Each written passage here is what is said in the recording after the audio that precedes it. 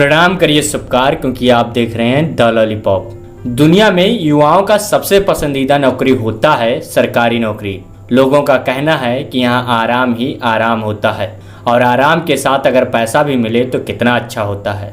तो वैसे ही आज हम बात करेंगे भारत देश के सबसे ज़्यादा सैलरी वाले नौकरी के बारे में, जहाँ आपको शौहरत, गाड़ी, बंगला और पदवी भी मिलती है। तो चलिए वीडियो शुरू करते हैं। इससे पहले हमारा आपसे निवेदन है कि आप पूरा वीडियो जरूर देखिएगा। अगर आपको वीडियो अच्छी लगे तो हमारे चैनल को जरूर सब्सक्राइब कीजिएगा। तो सबसे पहले बात करते हैं इंडियन सिविल सर्विसेज की। इंडियन सिविल सर्विसेज में IAS, IPS और IFS शामिल है। यह भारत की सबसे महत्वपूर्ण और बड़ी नौकरियों में शामिल है। इन लोगों की जिम्मेदारी ज़्यादा होती है। भारत में हर साल लाखों लोग सिविल सर्विसेज के लिए एग्जाम देते हैं। इनमें से बहुत ही कम लोग इंडियन सिविल सर्विसेज में जॉब कर पाते हैं। इसकी परीक्षा बहुत कठिन होती है। यह ऑफिसर देश को चलाने में मदद करते हैं और बहुत सारी पॉलिसी में कार्य करते हैं। इन ऑफिसर्स की मासिक सैलरी 2 लाख रुपए तक होती है। इसके साथ साथ इनको घर, गाड़ी, ड्राइवर, बिजली और अन्य भत्ते भी दिए जाते हैं। इन ऑफिसर्स को विदेश में पढ़ाई करने के लिए छुट्टियां भी मिलती हैं। अब बात करते हैं दूसरी नौकरी की। दूसरी नौकरी है डिफेंस सर्विसेज में।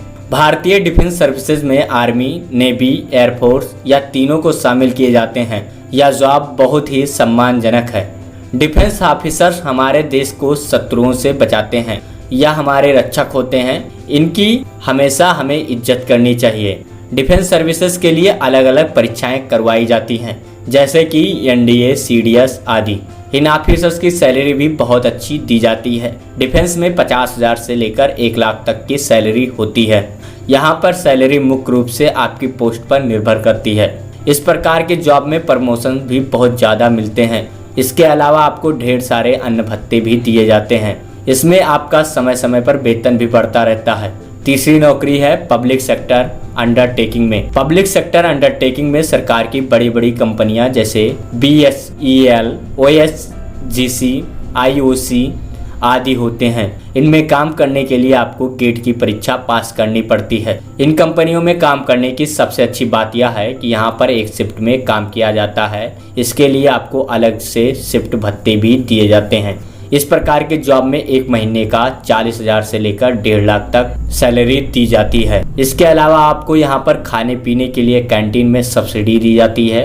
ट्रेवल पर पेट्रोल भत्ते भी दिए जाते हैं। अब बात करते हैं चौथी नौकरी की। चौथी नौकरी है यूनिवर्सिटी प्रोफेसर की। भारत में हमेशा से ही गुरुओं की काफ़ी इज्जत की जाती है और ऐसा माना जाता है कि पढ़ाने का काम दुनिया में सबसे अच्छा और शांतिपूर्ण कार्य होता है। इसलिए प्रोफेसर की नौकरी खासकर गवर्नमेंट कॉलेज में अच्छी मानी जाती है।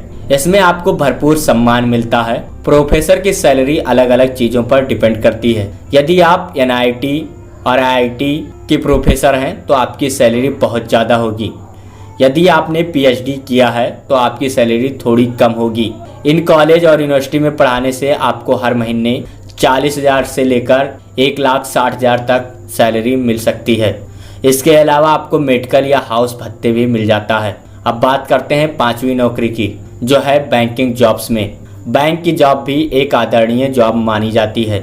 जब भी बैंक का नाम आता है तो आपके दिमाग में RBI के गवर्नर, मैनेजर या CEO आदि की पोस्ट आने लगती है और बैंक में काम करने वाला हर कर्मचारी चाहता है कि उसका प्रमोशन हो और बैंकिंग सेक्टर में प्रमोशन आसानी से मिल भी जाता है। यहाँ पर आपकी सैलरी 20,000 से 1 लाख तक मिल सकती है। इसके अलावा आपको कभी कभी रहने के लिए घर और अन्य कई प्रकार के भी भत्ते मिल जाते हैं। यदि आप किसी बड़ी पोस्ट पर हैं तो 2 साल में आपको बाहर घूमने के लिए 1 लाख तक पैकेज भी दिया जाता है। बच्चों की पढ़ाई के लिए भी भत्ते दिए जाते हैं। अब बात करते हैं 6वें नौकरी की। यह नौकरी वैज्ञानिक के पद पर है। यदि आप सरकारी संस्थान जैसे ISRO, DRDO आदि में काम करते हैं तो यह आपके लिए बहुत ही अच्छा होगा। ऐसी जगह पर काम करने से आपको रिसर्च के साथ साथ मनचाहा पैसा भी मिलता है। यहाँ पर बेसिक सैलरी 40,000 से 1 लाख तक या उससे ज़्यादा भी हो सकती है और जैसे जैसे आपकी पोस्ट बढ़ेगी वैसे वैसे आपकी सैलरी भी बढ़ती जाएगी। इसके अलावा आपको हर महीने 7,000 से लेकर 10,000 तक ट्रांसपोर्ट का भत्ता भी मिलता है।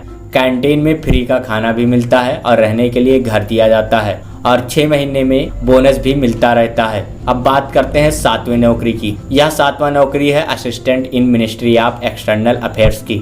इस प्रकार के जॉब को बहुत ही सम्मान पूर्वक जॉब माना जाता है। इसमें पैसे भी आपको बहुत ज़्यादा दिए जाते हैं। इस प्रकार की जॉब में आपकी पोस्टिंग अक्सर विदेशों में होती है। इस प्रकार की जॉब में आपको हर महीने 1,50,000 से लेकर 2 लाख या इससे ऊपर भी मिल सकते हैं। इसके अलावा आप जिस देश में रहते हैं वहाँ पर आपको उसी के हिसाब से भत्ते भी दिए जाते हैं। लेकिन इसकी परीक्षा बहुत कठिन होती है। इस जॉब को पाना बहुत आसान नहीं है। इसके लिए आपको SSLG की परीक्षा पास करना होगा। अब बात करते हैं 8वीं नौकरी की। यह नौकरी है सरकारी डॉक्टर की।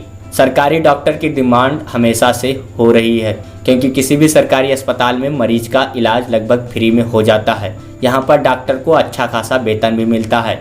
MBBS की पढ़ाई के बाद आप किस अस्पताल में किस पोस्ट पर नौकरी करते हैं उस पर आपकी सैलरी डिपेंड करती है।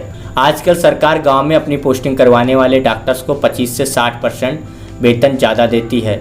जैसे जैसे आपका ओहदा बढ़ता जाता है वैसे ही आपकी सैलरी भी बढ़ती जाती है।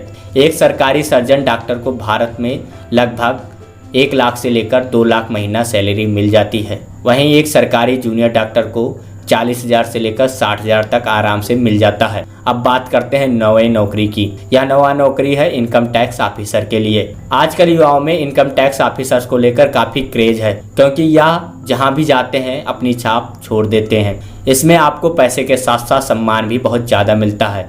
इस नौकरी में आपको इनकम टैक्स इंस्पेक्टर से शुरू करके कमिश्नर तक बन जाते हैं। इस नौकरी में आपको हर महीने 60,000 से लेकर 1 लाख तक की सैलरी मिल जाती है। इसके अलावा आपको एक सरकारी गाड़ी, पेट्रोल, सिम कार्ड आदि सुविधाएं भी मिलती हैं। इनकम टैक्स ऑफिसर बनने के लिए आपको SSL CGL की परीक्षा में पास होना होगा। UPSC की परीक्षा पास करने से आपको सीधा असिस्टेंट कमिश्नर कुर्सी पर बैठ सकते हैं। अब बात करते हैं 10वीं और आखिरी नौकरी के बारे में।